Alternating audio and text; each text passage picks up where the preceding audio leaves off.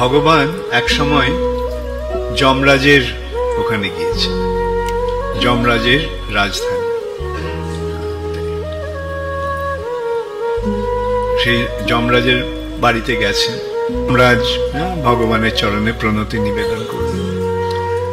তখন ভগবান শুনলেন যে ওই জমালয়ের দক্ষিণ দিক থেকে আর্তনাদের, কান্নার শব্দ আসছে, আর্তনাদ করছে মানুষ।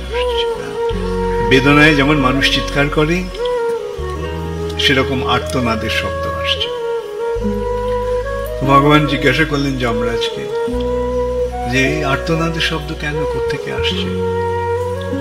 যমরাজ বলল, ওটা নরকে ওরা দণ্ড ভোগ করছে, ওরা যন্ত্রণা পাচ্ছে। কেন? কেন ওরা পাপ করেছে, তাদের পাপ কর্মের ফলে তারা দণ্ড ভোগ করছে।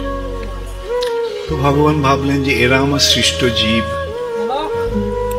তো এদের এই যন্ত্রণার থেকে একটা উদ্ধারের উপায় উদ্ভাবন করতে হবে। তখন ভগবান কি করলেন? তিনি সেইখানেই এক নারীকে সৃষ্টি করলেন। সেই রমণীটিকে, সেই রমণী হচ্ছেন একাদশী, অপূর্ব সুন্দরী এক রমণী।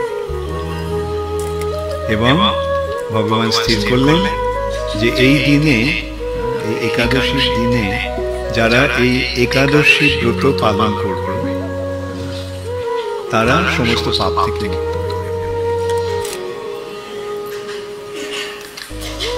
তো এইভাবে সকলে একাদশী ব্রত শুরু করলো, একাদশী ব্রত পালন করতে শুরু করলো, এবং তার ফলে যমালয় খালি হয়ে গেল।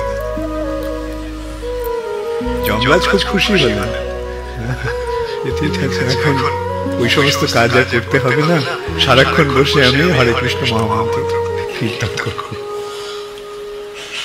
কিন্তু পাপ পুরুষের এক মহা বিপর্যয় সৃষ্টি হল। পাপ পুরুষকে, পাপ, সমস্ত পাপ নিয়ে এক ব্যক্তির সৃষ্টি হয়েছে, তার নাম পাপ পুরুষ। বিভিন্ন পাপ দিয়ে তার শরীর রচনা হয়েছে। যেমন ব্রহ্ম হত্যা হচ্ছে তার মাথা, এইভাবে নানা রকম পাপ, তার হাত, তার বুক, তার পা, তার পেট। এখন পাপ হচ্ছে না, তখন সেই পাপ পুরুষের বড় বড় অবস্থা। একদিন ভগবান দেখলেন যে পাপ পুরুষ কোন রকমে কষ্ট করে তার কাছে আসছে। তো ভগবান জিজ্ঞাসা করলেন, পাপ তোমার এই অবস্থা কেন? সারা শরীর এরকম অস্থি চর্ম সার হয়ে গেছে, কোন তোমার এই অবস্থা কেন? তখন পাপ পুরুষ বলল যে ভগবান, যেদিন থেকে আপনি একাদশী ব্রত সৃষ্টি করেছেন সেদিন থেকে সকলে ওই একাদশী ব্রত পালন করে পাপ থেকে মুক্ত হয়ে গেছে। তার ফলে জগতে আর পাপ নেই, তার ফলে আমার এই দুর্দশা। আমিও তো আপনারই সৃষ্ট জীব, তো আমার উদ্ধারের একটা, আমার জীবন ধারণের, জীবন রক্ষার একটা উপায় করব। তখন ভগবান বললেন, ঠিক আছে, এই একাদশীর দিন সমস্ত পাপ অন্নে প্রবেশ করবে, এবং কেউ যদি পাপ নাও করে কিন্তু সে যদি অন্ন খায়, তাহলে সেই তার সমস্ত পাপ তার শরীরে প্রবেশ করবে। তাহলে কি হলো? একাদশীর দিনে সমস্ত পাপ অন্নে প্রবেশ করছে, মানে চাল, ডাল, গম ইত্যাদি।